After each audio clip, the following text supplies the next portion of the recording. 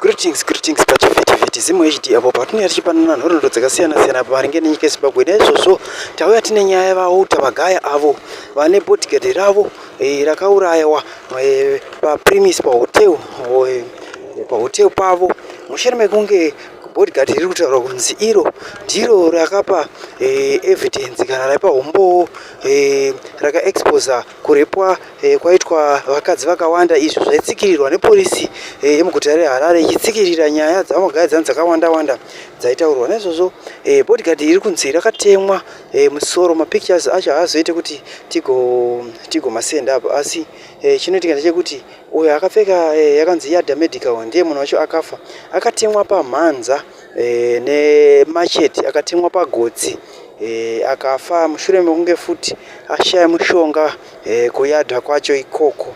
Naizvo mhuri yeZimbabwe zvinhu zvakaipa, mhosva dzanga dzichitsikirirwa nepolisi pamusoro pavamagaya, asi zvaizvozvi takuda kuona kuti polisi inotangira papi nekuti vamagaya vanga vane zvakaipa zvavanga vachiita. Thank you for watching mhuri yeZimbabwe.